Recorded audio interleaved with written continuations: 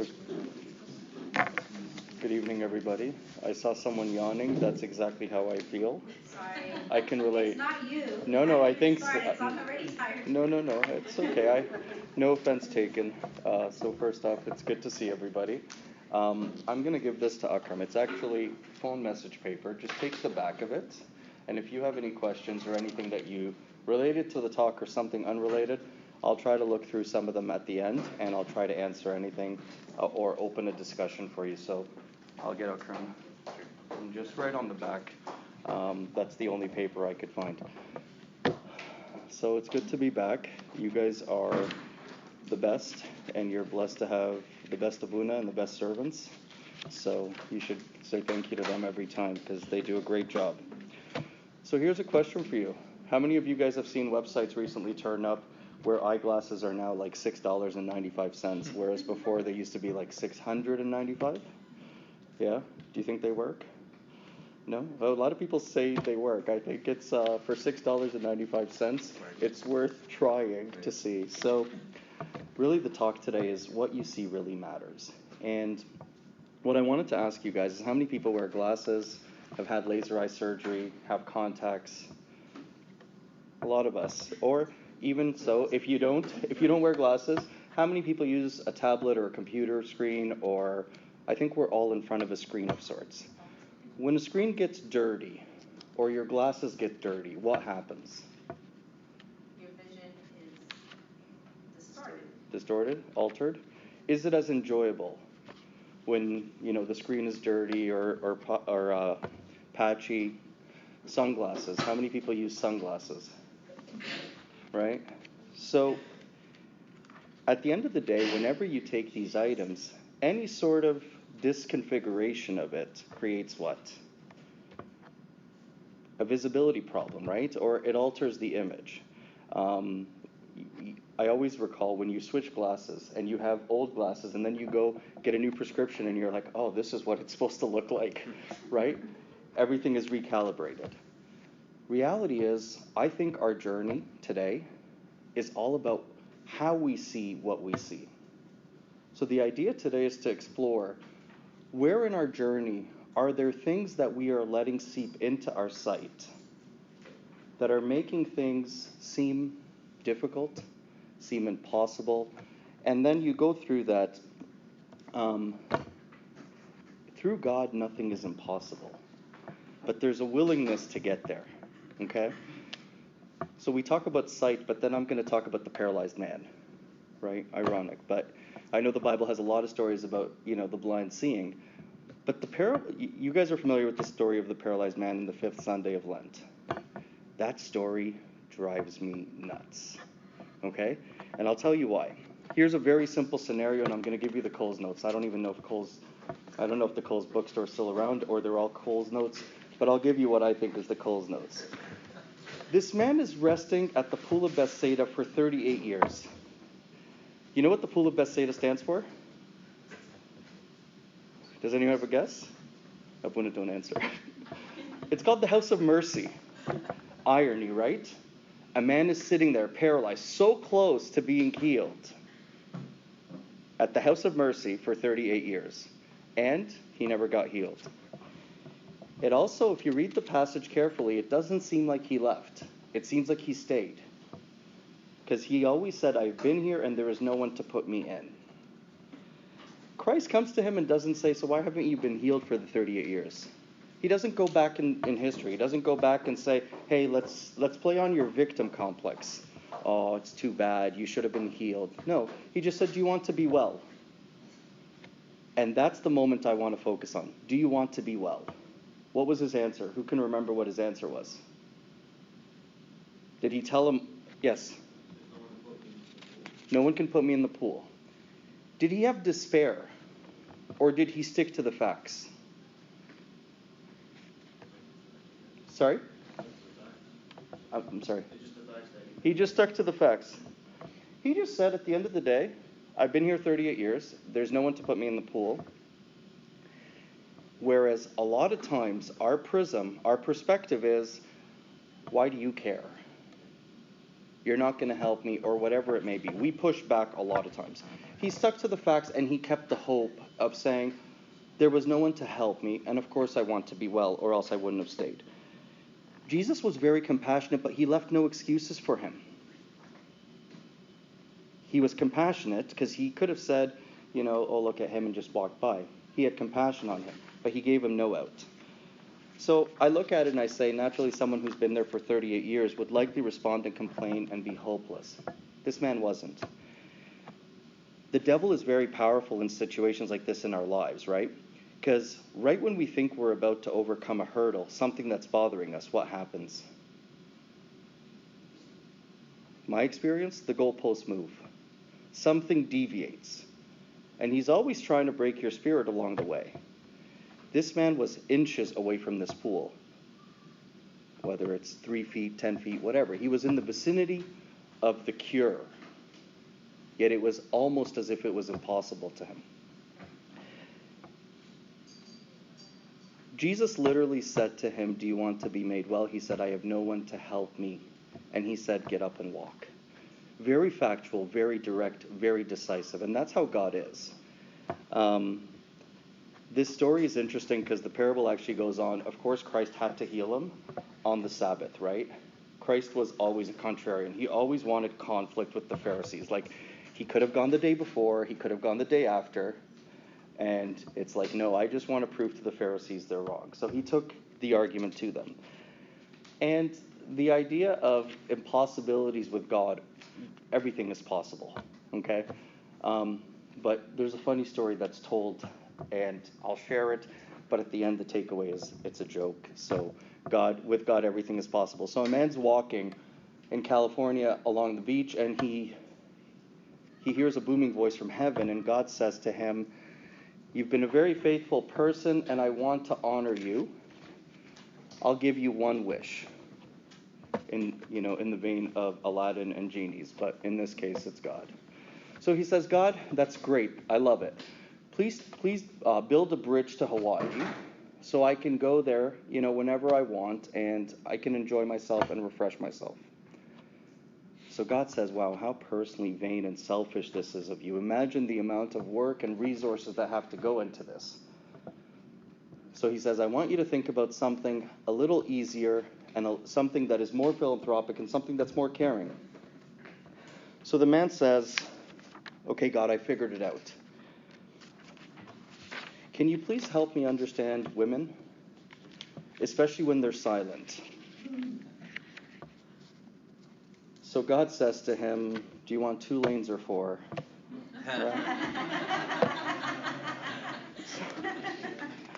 So that was the journey with God. But all kidding aside, no. With God, everything is possible. He can help us understand each other. He can help us build highways. The reality is, our challenges in life, like the paralyzed man, it may not be a physical ailment. It could be issues at home. It could be issues in school. It could be, the hardest phase in any journey in your age or in any age is where you feel lost. Where you're like, okay, I went to school, I thought this is what I want to do. I'm not getting into grad school, or I'm not getting a job in my field. What's going on? It could be illness. It could be relationship issues. It could be conflict with family members. It could be conflict within a relationship, within a marriage. It could be many different things.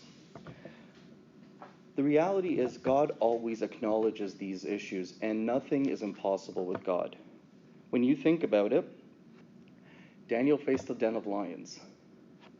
Think about that. When you go to the zoo, you're like waving at the lion and hoping it doesn't wake up, because if it does, you don't want it to roar, right?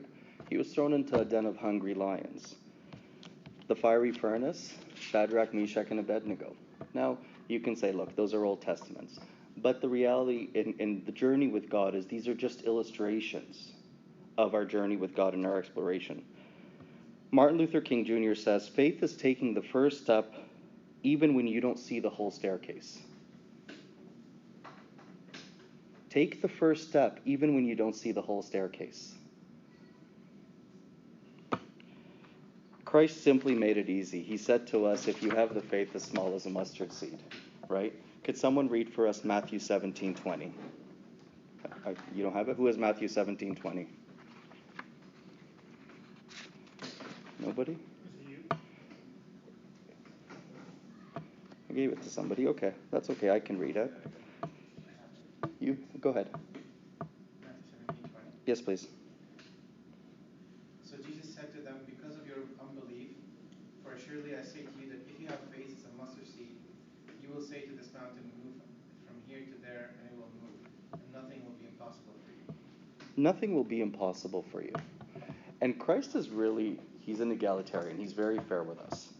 He says to us, have faith as small as a mustard seed. He picked the smallest item that could possibly be used to be your source of faith. The paralyzed man, when confronted with a challenge, simply obeyed.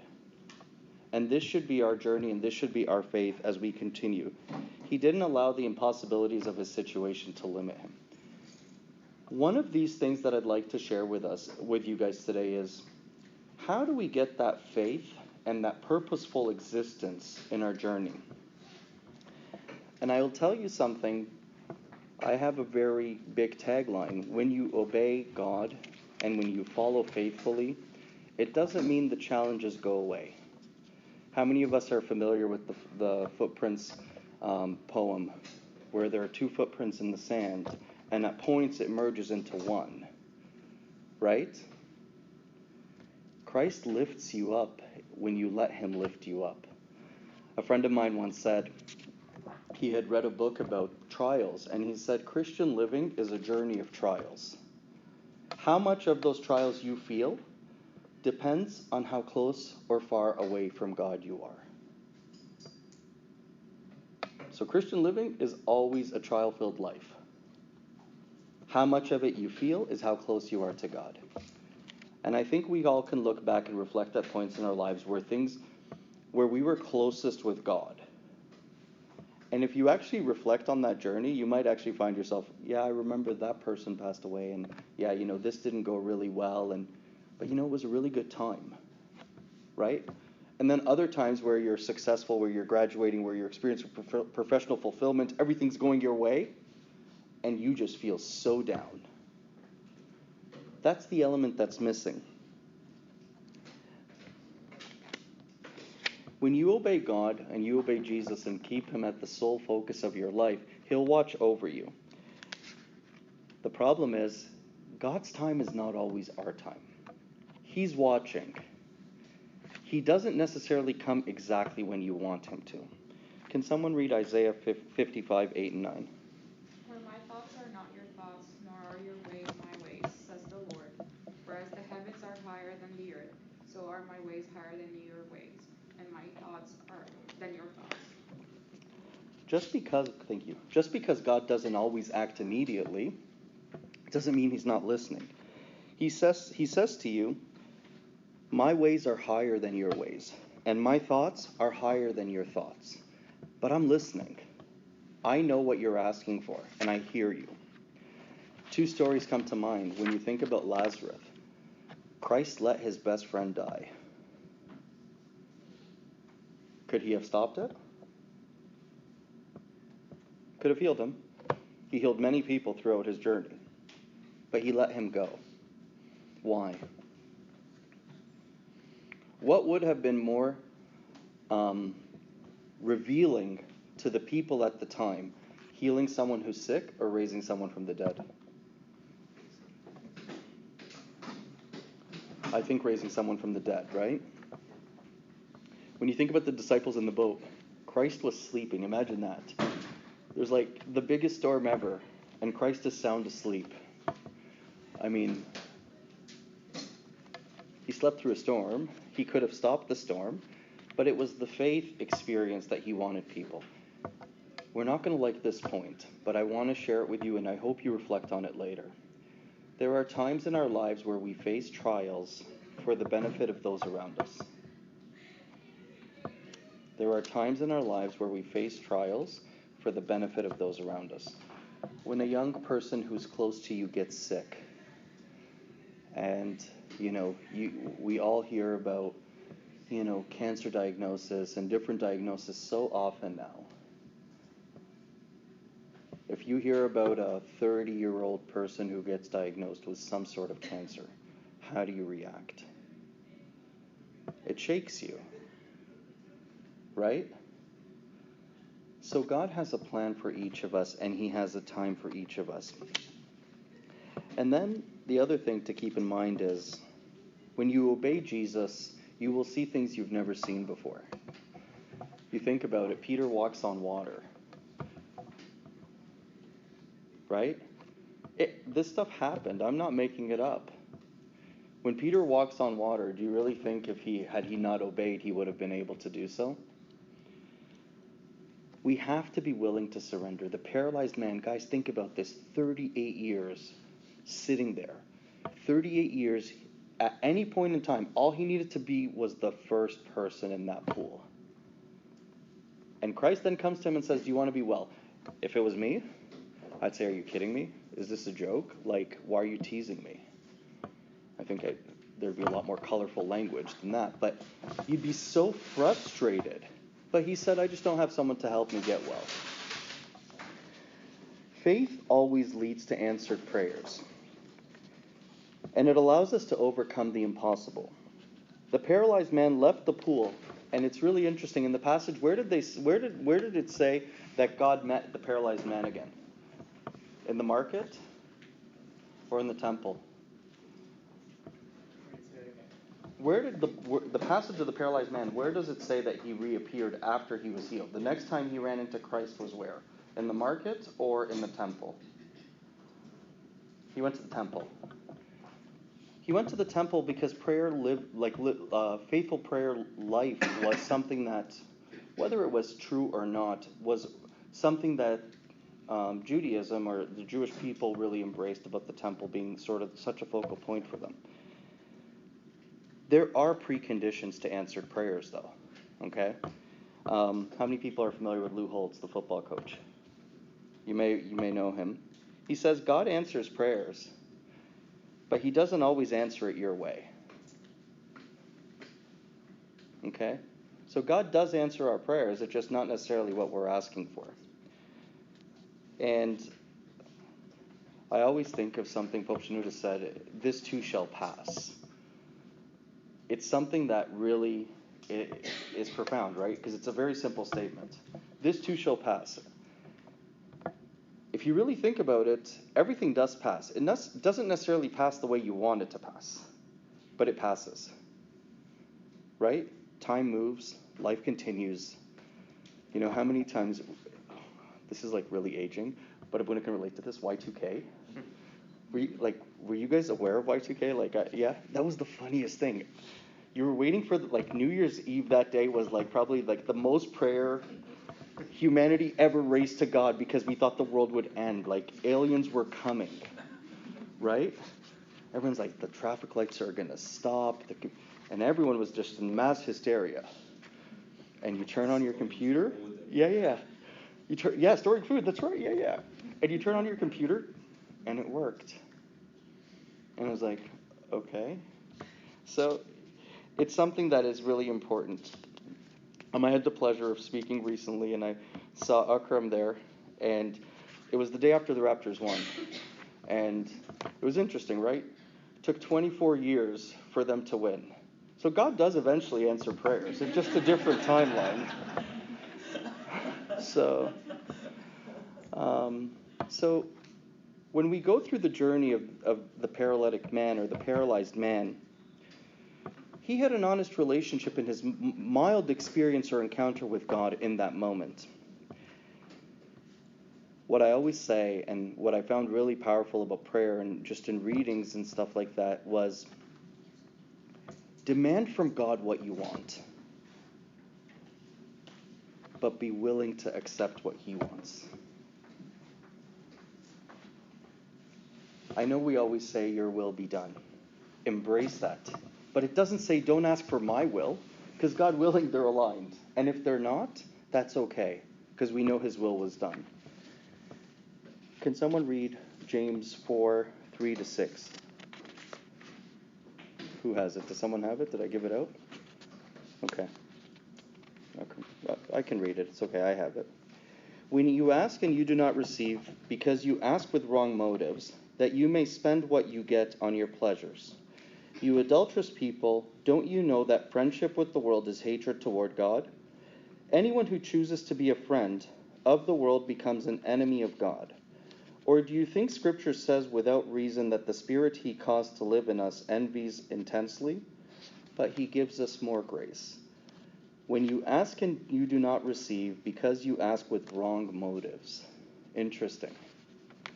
How many of us have honestly reflected on our journey in prayer and what we're asking for, and assessed our motives in that journey? God knows that everything we ask for, we really shouldn't have. He knows what's best for us. Instead of being thankful, some of the things we ask for can further separate us from God and create schisms in our lives. I'll share with you a story about a priest, and he was caught in a flood zone. And he was very devout, and the flood hit, so he was there, and he climbed onto the roof of his church, and he said, the water started going up, and he said, "Lord, deliver me from the flood." So the water continued to rise, and a policeman in a rowing boat passed by, and he's like, "Can I help you, Father?" And he said, "No, thanks, the Lord will deliver me." A little while later, the water was even higher, and the father now is up to his waist on top of the roof. So the lifeboat crews past, and the captain shouts, "Can I help you, Father?" And he says, "No, thanks. I know the Lord will deliver me. I've prayed for it." After another few minutes, the water has risen so much that only the father's head is peeping out from above the water, and a helicopter flies over. So the policeman with a megaphone says to him, "Can we help you, Father?" And he says, "No, the Lord has promised He will deliver me." So at which point the father's head goes under the water and he drowns. So when he arrives at the heaven's gates, and he faces St. Peter, he's furious, and he said, "I have been the most serious and devout priest of all my life, devoted to prayer and good works. Why didn't God answer my prayers?" So St. Peter was really puzzled, and he said, "Oh, that's very strange. We sent you 2 boats and a helicopter." Be honest with God and tell Him what you want, but be ready to accept what He gives you. Be available to hear His voice back. The second precondition, which is interesting, this is a hard one. You ready?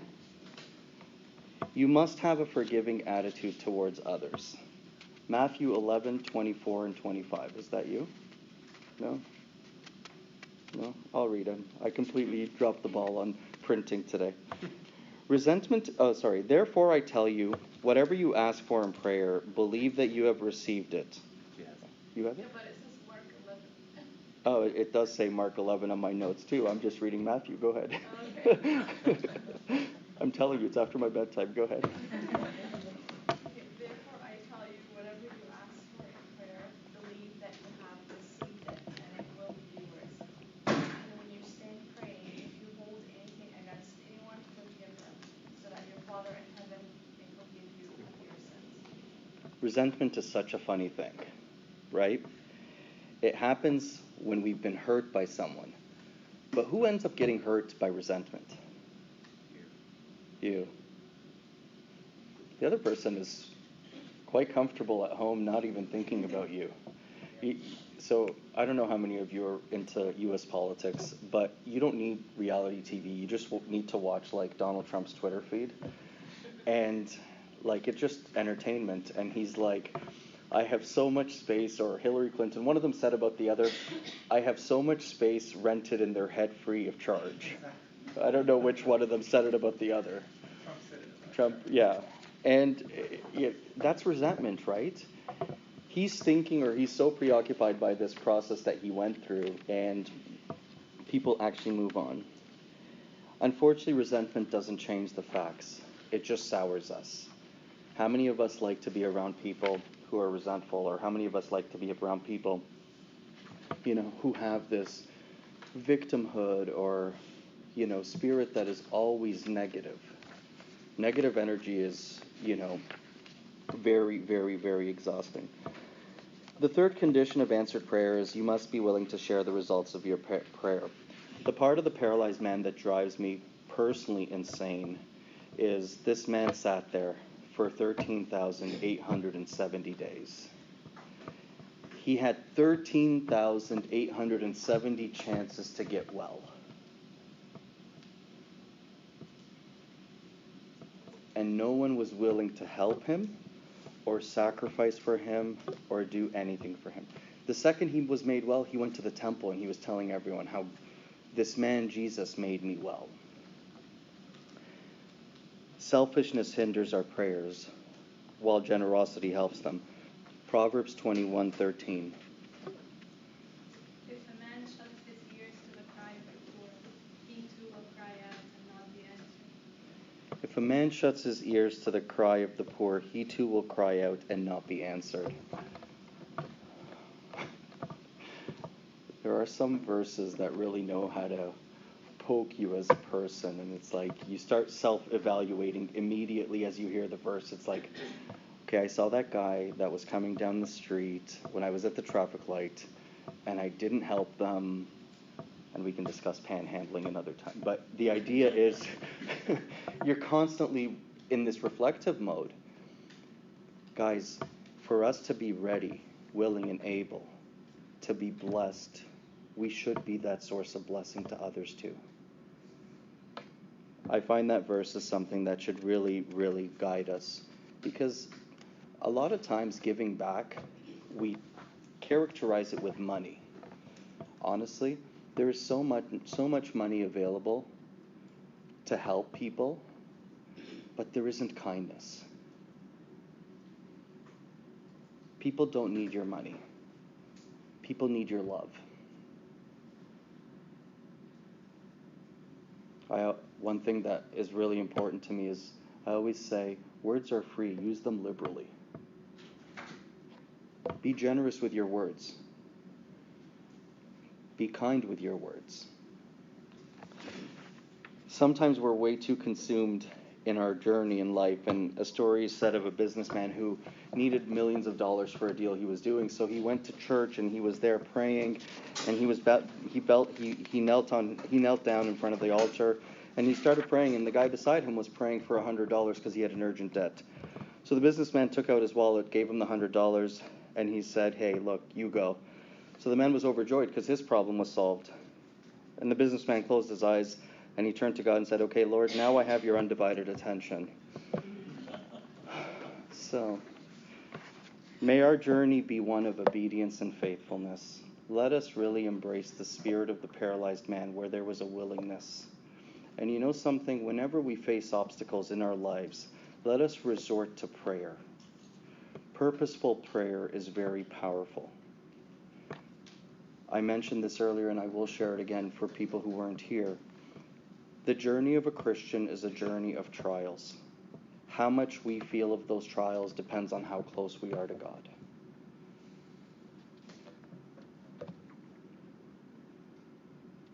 Questions, comments? I'm going to ask Akram if he can share the papers with you guys, and if you want to take a few minutes to write anything. Sometimes people are more comfortable writing questions. It doesn't necessarily have to be about this, but it could be about anything that you're comfortable asking. What do you guys think? I'd love to hear from you. I'd love to hear what your experiences have been. Do you agree with the poem about the footprints in the sand? Have we felt that in our journey?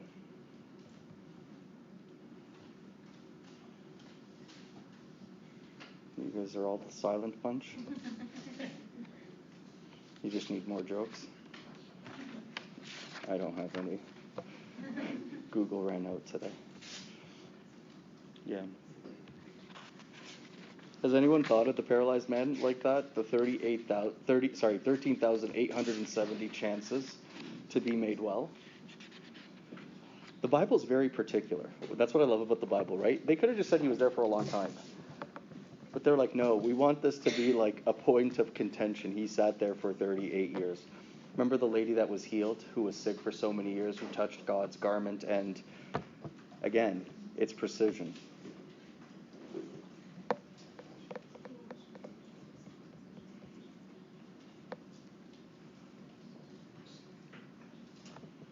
He was immediately accepting of God's word, though. Say that again? He he wasn't necessarily very accepting of God's word.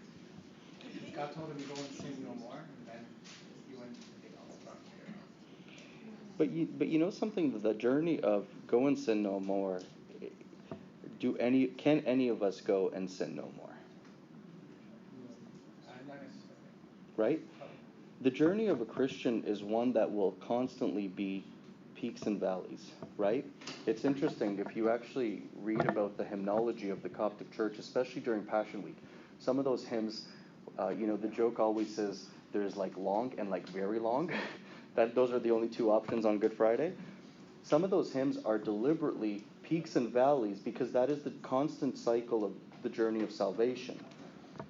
I think the sin no more is when you fall, repent and confess. Your journey as a Christian is not one without sin. It is one that deals with the sin. So, but I was speaking about something specific later that he was going to do later on. Okay. The paralyzed man, so I think that's why. So I think Sure. in foresight sometimes you have that guidance, but we don't necessarily follow it. That's what I'm trying to say. Oh yeah, no, I agree with you. I mean, you look at the Pharisees. The Pharisees are the prime examples, right? The zealot elites. These guys knew the book inside out, but they didn't live it. They knew it cover to cover better than anyone. So, you handed all of them. Well, you guys have been awesome. If no one has any questions. Peter, how Yes. long did you say he was sick for? 38 years. 38 years. And you're suggesting he could have, at any one point in his life. I'm just saying 38 years times 365 days. That's a long time, yeah. If he was at the pool, Yeah. even meet me halfway. How far was the pool again? It wasn't that. Well, he resided at the pool. If you read the passages, said It was they right by it. right by. Yeah. But it was whoever was there first. Now, what I'd love to learn more about is why was this concept of the pool there? Mm-hmm. And I find that really an interesting sort of concept because the angel would come and stir the water, Mm-hmm. and someone would get healed. So are you suggesting, just trying to understand context, Please. that he's accountable for not finding a way to get in there, or? No, what I'm saying, to me, I look at it and I say, I'm not looking at his health as sort of an impediment to sin. Yeah. I'm looking at it as, think of the amount of people that had the opportunity to do good in that man's life. Yeah. Right? So many people could have helped him. Yeah. But then I'm also looking at it from a different perspective. When God came to him and says, do you want to be made well? I could be sitting there and saying, are you kidding me? Of course, is that, it's such a cynical or rhetorical question. Is that, are you seriously asking that, right? That's how you tied it into the panhandler at the end of the highway. Correct. Yeah. You know the story of the Good Samaritan? Yeah. See, the Bible stories are really difficult when you have to talk to your kids about them and they're really young because you're like trying to explain to them. And like they have the most simplistic explanations, and I was like, yeah, that sounds right. And you're like trying to figure out how to explain to them, and you ask, and there's always a question at the end. So who was like his friend? And logical answer is the person who helped, right? Doesn't get into the complexities that the Samaritan didn't like this person, and the complexities of regional conflict, right? I also find that what's interesting through biblical times is this whole journey of sin was associated with, disease and sickness was associated with sin. Remember, with the blind man, they asked him who sinned. Was it his parents or him? And what did God say? He said, yeah? He said neither. So that the works of God could be glorified. Yes. He said neither of them did, but this was for God to be glorified. So, but definitely sin and disease, and this happens to us in our journey. All right. I think when things go a little sideways, we immediately pause and say, okay, what did I do wrong recently? Right? Because we think that salvation is the scales of justice, right? There's like you're trying to keep the weights balanced, and it doesn't work that way. Well, that makes sense, because when someone, unfortunately makes it to the hospital or something and is bedridden, what do people do, especially in our culture? We go and pray. That's light a candle, pray, put a note on the altar.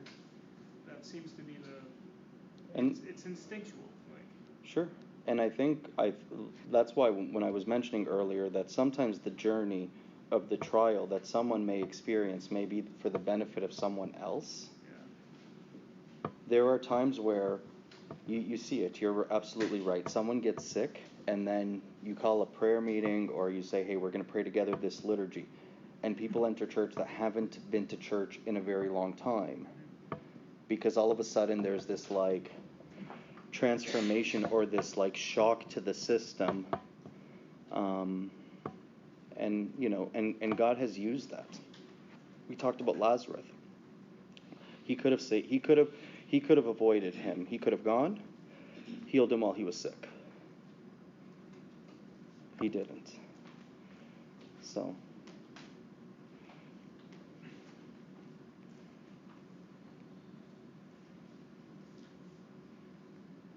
Guys, thoughts, questions? Some of you guys are amazing. You have smiles and you make it seem like you're actually engaged. I love it. Thank you. I like how you liken it to a journey, Peter, because indeed it is a journey. And like connecting with the footprint, I was not here, but I think I know the story. Yeah. Footprints in the sand.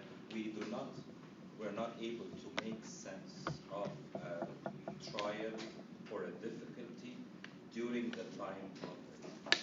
Many times we only make sense and we see clearly after it has passed. But during it, it's like being in the furnace, being in the heat. So it's okay to lose sometimes our judgment, our ability, but being able to trust I'm not alone. I'm carried by someone who really cares. I think this is really helpful. And even if I don't get it right now, I will get it later. For sure. So just to be patient later on. We are becoming less and less patient because of the pace of life, right? A story is said of a guy whose car broke down at a traffic light, and the person behind him is honking perpetually, right? Because the honking is really going to fix the broken down car. So the guy literally gets out of his car, goes to the person behind him and says, listen, why don't we switch spots? You go sit there, I'll honk, and let you fix the car. Right? But that's how we are. And one of the things that I always explore in our journey is how do we react in moments of it is very easy to be faithful and good in moments of calmness. A minister that I know gave an analogy of a cup full of coffee. He says, if I startle you as you're holding a cup of coffee, what's going to spill out of the cup? Coffee.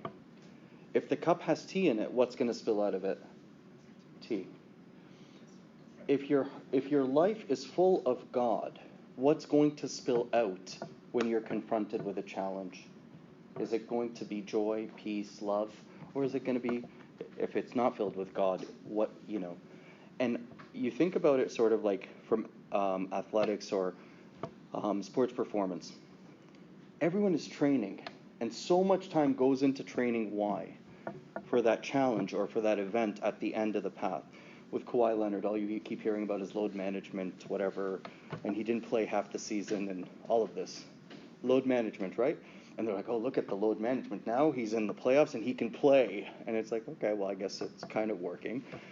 But that's the idea, right? It's investing in our time and our faith when we are at the calmest points.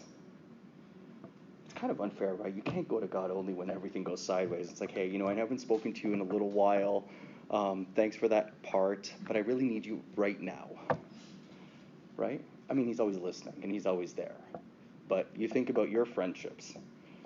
Who are you going to answer back first? The person who stood by you? This isn't God, I promise, but it's just intuitively how we think.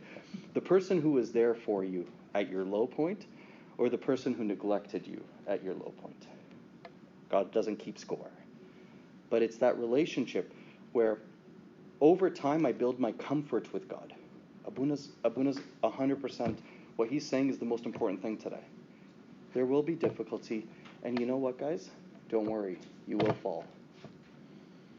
How you respond to the fall is the difference in the journey. Judas and St. Peter. Judas, he betrayed. He committed suicide. Peter betrayed. He sought repentance. They both did the same thing, to a certain degree. It's how they dealt with it.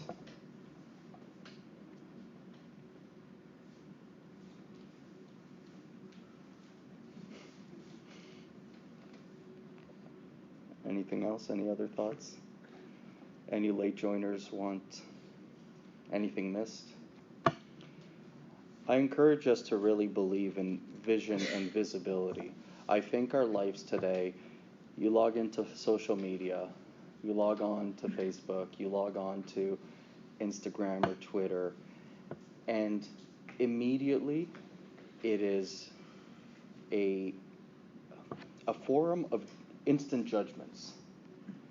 That's what social media has become, right? It is this prism where I think we're constantly sort of viewing things from a different perspective. I challenge us not to be so quick to judge people. I challenge us to try to always keep our hearts and our eyes pure, keep our vision clear, and eliminate sort of sources of obstruction or sources of concern or sources of disappointment or whatever it may be. You go on Facebook and instantaneously you're making snap decisions about, oh, this person's a show-off, this person's this person's that. Well, just move on, live your life, right? So I challenge us to really embrace that. I challenge us to embrace personal relationships, and I challenge us to give people the benefit of the doubt. I think that is truly what is missing in a lot of our relationships, and that is truly what is missing in a lot of our encounters. Give each other the benefit of the doubt. Thank you for having me. I'm very honored to be here. You guys are brilliant. And if anyone has any questions after,